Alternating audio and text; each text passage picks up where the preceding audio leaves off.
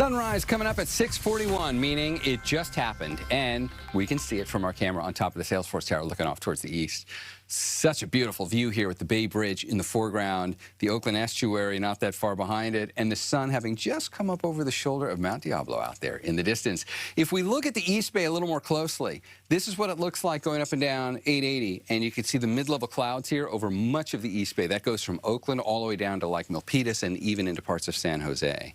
And if it's in the East Bay right along the water, it's also inland for the East Bay. This is inland Alameda County. That's the Tri-Valley. And you can see mid-level clouds there as well. Taking a look from the top of the Salesforce Tower off towards the east, it's not that cloudy everywhere.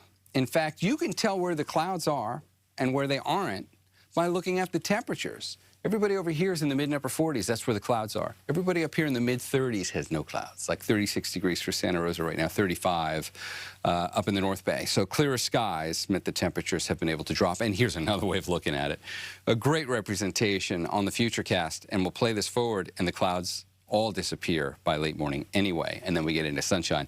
The other aspect about today is it's still going to be windy if you are anywhere near water. If you're on the coast, for sure it'll be windy. But even if you're in the immediate bay with access to the water, watch what happens to the winds. They'll die down through the late morning, but the bright colors show you where the winds are going to pick up again once we get into the afternoon today. This gets us into 4 o'clock. That's pretty much prime time for when we notice that strongest onshore flow. So we're back up to a 22-mile-an-hour wind gust in the city. Meanwhile, there's barely anything going on in Livermore. 11-mile-an-hour breeze. You don't even notice that. Look for the brighter colors. That's where you'll feel the wind a little more this afternoon as the onshore flow increases. And that's pretty classic for this time of year. Let's see the impact on daytime highs today. We'll be sitting in the low 70s for much of the South Bay. We'll go to 71 in Campbell, 64 in Union City. San Mateo's going to 66 today.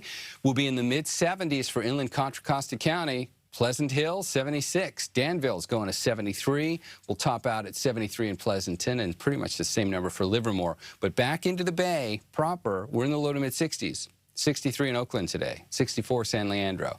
We'll go to 71 in Petaluma, and we'll top out in the mid-70s in the far North Bay. Still watching the same system out in the Pacific, just spinning its wheels out there. There's the Futurecast showing you where the rain's going to be over the next few days. It stays out here.